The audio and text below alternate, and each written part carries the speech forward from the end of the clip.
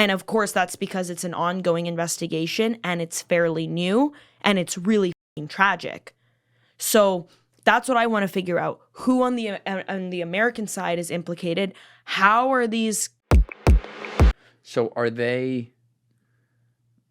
Sorry, we're jumping around. Yeah, let me go back to finish that thought. So if you think about trafficking or smuggling, right? Humans is one of the most difficult things that you could possibly smuggle or traffic because you have an identity, you have people who know you. Like there are so many components to. Yeah, they're living. It's completely different than trafficking a kidney or trafficking 20 kilos of cocaine. Yeah.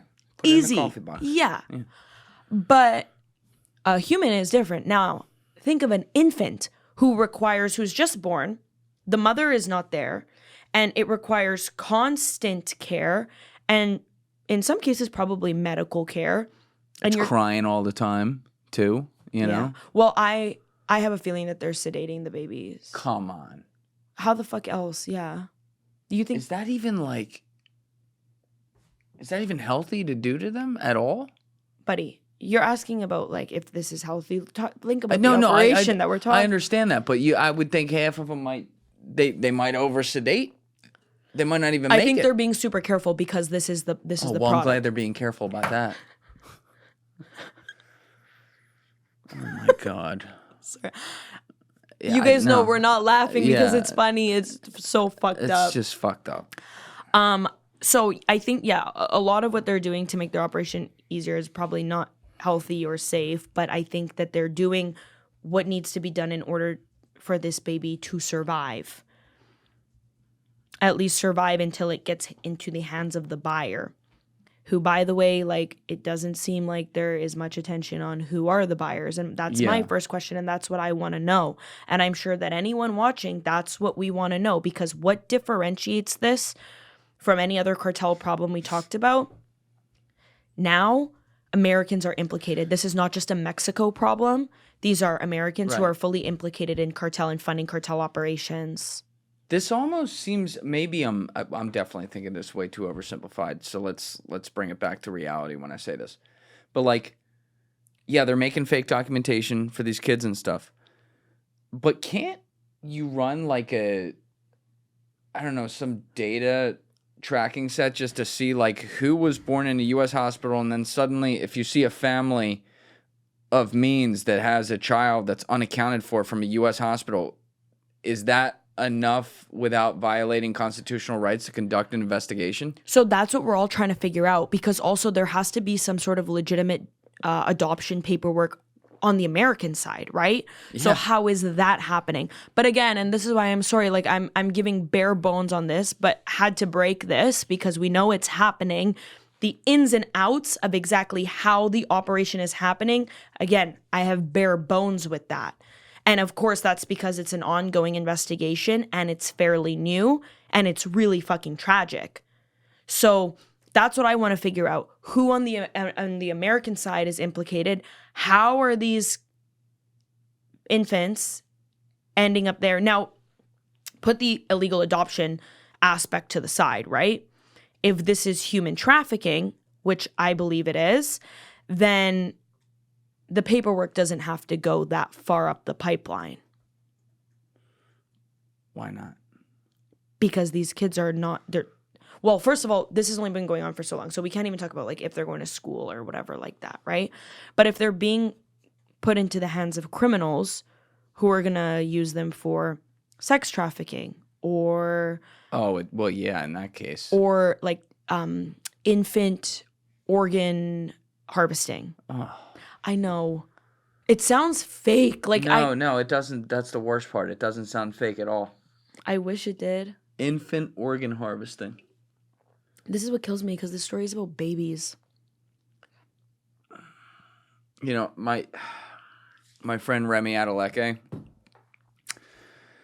had him on the podcast back in July 2023. I think I put those out in September 2023. But he's a Navy SEAL, former Navy SEAL, who's done a lot of work around the world on human trafficking. And he's also an actor and director.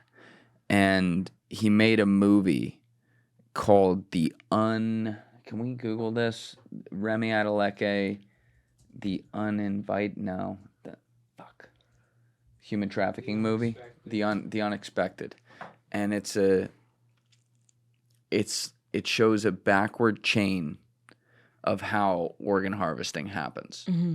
And it takes you from some wealthy couple, at some hospital in Mexico with a doctor coming out and saying, your son took the heart, he's going to be okay. And they're like, oh, thank God.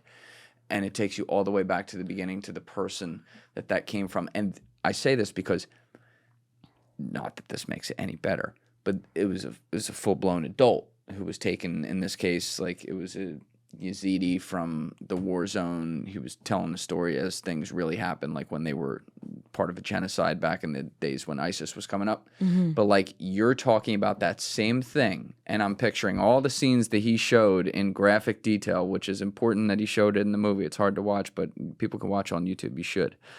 And I'm thinking about that now with an infant, and somehow it makes it that much worse. Worse, I know. It's because it's just like a complete innocent being. Yeah, it's got no... Completely defenseless. So it's like human nature to care for that, not do all of this. Yeah, this is the worst story, and I'm still digging for it. So I'm going to Juarez this week. We'll have been there by the time this goes out. This is not coming out before. Are you worried about going there, considering that you've publicly talked about this story now? Yeah, and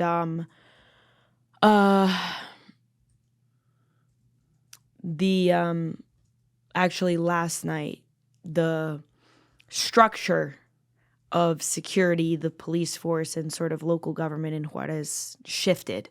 Some people were let go, people who were very honest, and actually, like, if I had a problem, I likely could have called and said, hey, there's a problem, and they would have helped me out. That doesn't exist anymore. Sorry, we just had one thing in there that couldn't be on camera, so we're back to what you were saying.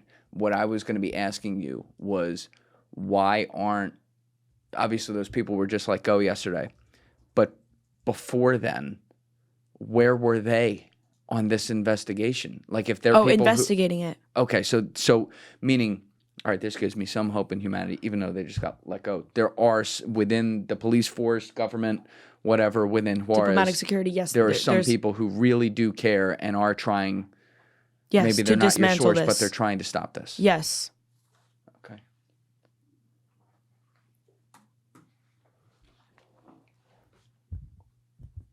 Do you think they were let go because they were starting to uncover this? 100%. They got too close. I think that this was kind of, it was brewing to get to this point for